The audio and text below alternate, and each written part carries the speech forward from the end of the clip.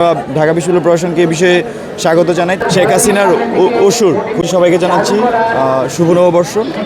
আজকে পহেলা বৈশাখে আপনারা দেখছেন ঢাকা বিশ্ববিদ্যালয়ের চারুকলা অনুষদ কর্তৃক আয়োজিত আনন্দ শোভাযাত্রা। সেই আনন্দ শোভাযাত্রা যে মূল থিম করা হয়েছে সেটা হচ্ছে শেখ হাসিনার অসুর, খুনি হাসিনার অসুরকে দিয়ে মূলত এই মূল থিম করা হয়েছে।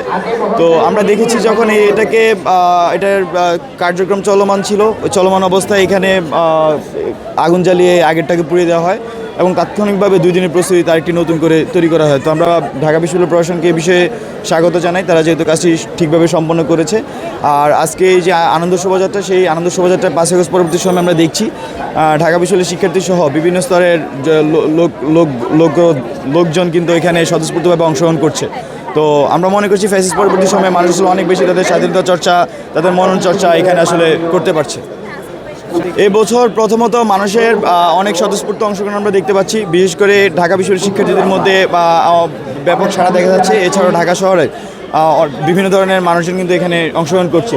আর আমরা এই বছর ফ্যাসিস্ট পরবর্তী যেই সময়, সেখানে আমরা মূলত এখানে জুলাইয়ের কিছু নেগেটিভের সামনে আসছে। আপনারা দেখছেন মানুষজন জুলাইকে ধারণ করে অনেকে চিত্রাঙ্কন করেছেন। পাশাপাশি এখানে ফ্যাসিস্টদের দোসরদের বিরুদ্ধে কিন্তু বিভিন্ন চিত্রাঙ্কন করা হয়েছে। আমরা মনে করছি যে এবারে যে পহেলা বৈশাখ বা আমাদের এই নববর্ষ শুরু, সেই শুরুতে আসলে আমরা যে নতুন বাংলাদেশের স্বপ্ন বুনছি, সেই বাংলাদেশের কালচারাল যে মাল্টিকালচার প্র্যাকটিস, সেটার অংশ হিসেবে আমরা কিন্তু আজকে পহেলা বৈশাখ উদযাপন করছি। ধন্যবাদ।